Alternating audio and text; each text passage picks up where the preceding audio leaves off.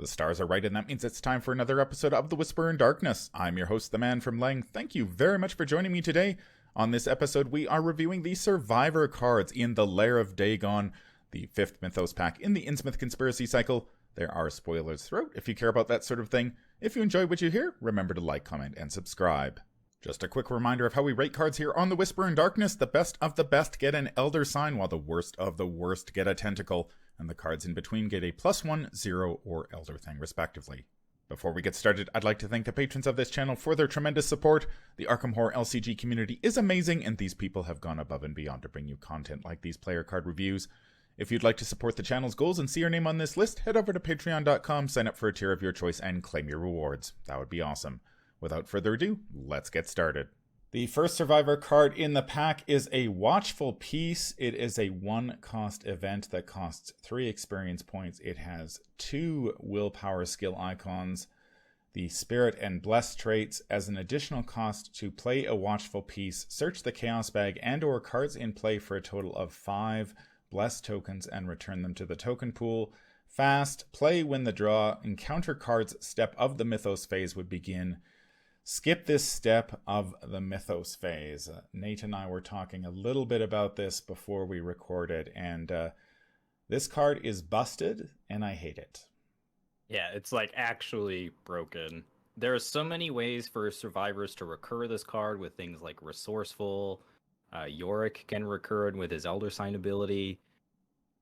I'm sure I'm missing some, but there are plenty of ways to get maximum use out of this card, and being able to recur this over and over again essentially just breaks the game in twine, as you're able to just coast through a large segment of the game without even dealing with any of the threats from the encounter deck.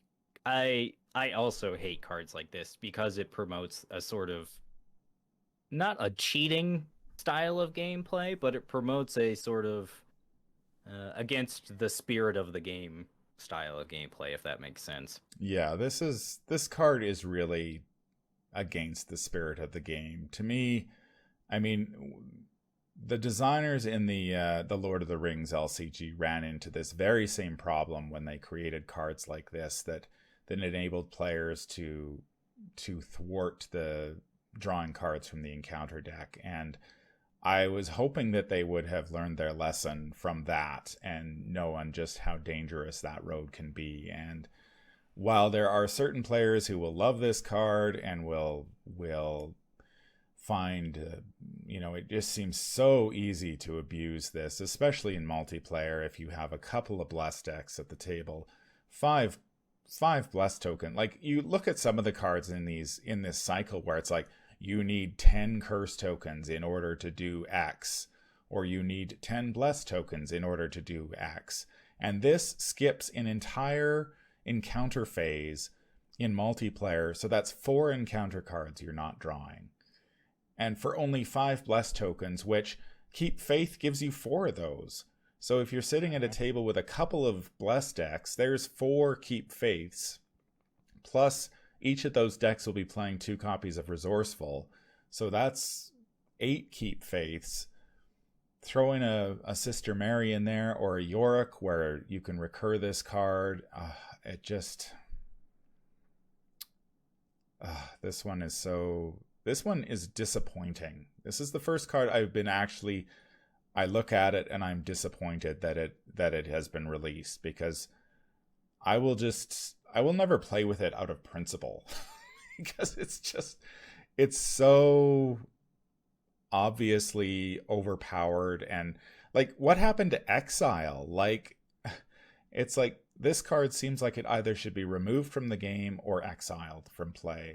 When, like, there are far worse cards than this that have the exile trait tacked on them, or the exile keyword. And why this one does not boggles the mind. Yeah, like if you compare this card to Fortune or Fate, is that the card that removes a Doom? Yeah. Yeah, so if you compare those, these 2 cards, right? Like, that card exiles itself, it costs an additional resource, and it only removes a Doom. It doesn't stop you from drawing encounter cards, which is the most important part of the Mythos phase. And the fact that you can just recur this is just dumb. It's like, it's just actually dumb.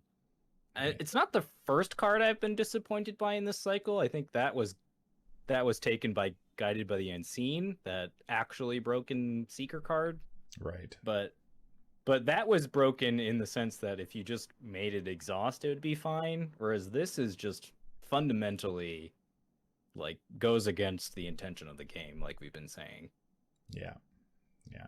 So I'm going to give this an Elder Sign and an auto fail because, I mean, as printed, it's definitely, I mean, it's an Elder Sign. There's no, for sure. There's no way around it. But in terms of cards, this one is definitely a tentacle for me. I have to actually totally agree with you. You know, like we said, the card is actually broken. Like it breaks a fundamental portion of the game. Being able to skip portions of the Mythos phase is not something that should be done in this game. And being able to do it so easily and so recurable is just dumb. Like I would be curious to see. I'm sure somebody has already figured out the way to break this thing, and to see how many Mythos phases you could skip in a game, and how many, like especially in multiplayer, where the value of this just goes through the roof. Yeah, I was talking to Matastrophic and Start with a Name Andy. They play in a regular group together, and they built a 4-player bless centric, team. They were playing, I think it was Mateo. They had Yorick, they had Sister Mary, and they had somebody else. But between the 4 of them, they had 6 copies of this card, 6 copies of Resourceful, and Yorick was doing Eucatastrophe loops so that he could continuously draw Elder Signs. And in one game, they played this card 10 times. That's just like imagine playing a game of Arkham where you skip 10 Mythos phase draws. Considering like, most games of Arkham are about 12 turns long, that's like this card should be like this honestly, this card should join Double or Nothing on the list of taboos as the second ban card in the game. I would totally agree. Without any real argument, I think. And it's I'm sure the combo players will love this one, but I think for people who just want to play Arkham Horror, this one is just not, it's not fun. It's not like removing the challenge from the game is not something they should be doing, and it just promotes degenerate decks. That's all it does.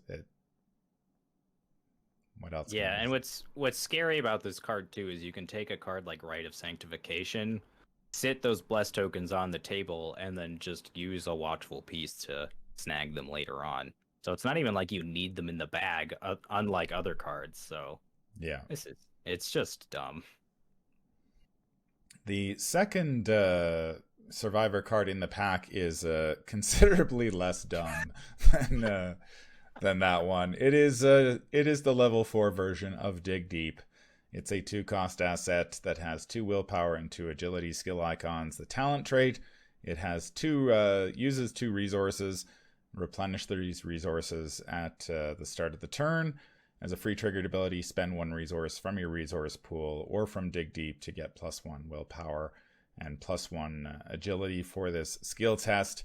Of I believe all of the talents in the core set, this one is probably the one that sees the least play. It's gotten a little bit more play lately with when Preston made his debut. There are quite a few Preston decks that include at least 1 copy of Dig Deep, because it does provide him with a way of passing willpower skill tests, which is not an easy thing for most rogues to do, and certainly Preston has just as much difficulty as most of them. But yeah, I haven't built many decks with the regular version of Dig Deep, and I don't see myself again. If the others were sort of nice to haves, this one is much further down the nice to have list. I'm still going to give it a 0 because as cards go, it's fine. If you're playing a dedicated a survivor who is playing this card, having the extra resources is fine, considering that survivors don't generate a ton of resources to begin with. Having the extra 2, I think, here is probably better than on like something like Hard Knocks, where rogues tend to have all the resources, or seekers don't. And it's nice that these resources don't they don't count against Dark Horse or any of those other little tricksy things that survivors want to do. So, but yeah, I just don't think Dig Deep sees a ton of play, and I don't think this one will either. But it's a fine card. Yeah, I would agree with you. I was going to say the only investigator I could see that could maybe want to take this is Rita, because she already kind of wants to play into her evade game, and having just a way to boost up her willpower is nice. But yeah, it's nice, but it's not a need to have. Yeah, so I think Wendy might like it too. Just it plays into her 2 strongest skills, so it's if you need the extra boost, it's fine. But yeah, it's not a card I reach for very often in survivors. I think the survivor decks have really sort of gravitated toward playing either without resources or for Dark Horse, or they just have so many cheap cards. They don't need a ton of resources anyway, so that's a knock against, I haven't seen many big resource survivor decks. Let me just put it that way. I think is it, I mean, maybe Patrice again, Patrice, it sort of plays into her two best skills, but the Patrice deck I played recently didn't have it. So again, some people will play with it, others will not. And that's going to do it for the survivor cards in the Lair of Dagon. Man, talk about a tale of 2 cards here, man.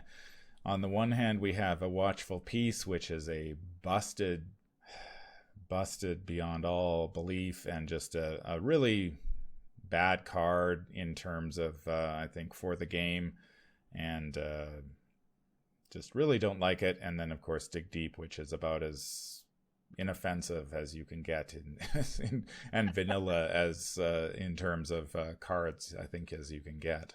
Any final thoughts? Ban a Watchful Peace. That's pretty much it. Ban a Watchful Peace. Just don't bother with it. It's build the deck once, see how many Mythos phases you can skip, and then throw it back in your box and never bother with it again. It's just not something that promotes good gameplay. That's going to do it for this episode. If you enjoyed what you hear, remember to like, comment, and subscribe. If you need to contact me, I can be reached at manfromlang@gmail.com. I'm also on Twitter at manfromlang. Until the stars are right, keep your shotgun close and your elder sign closer. Take care out there, and happy investigating.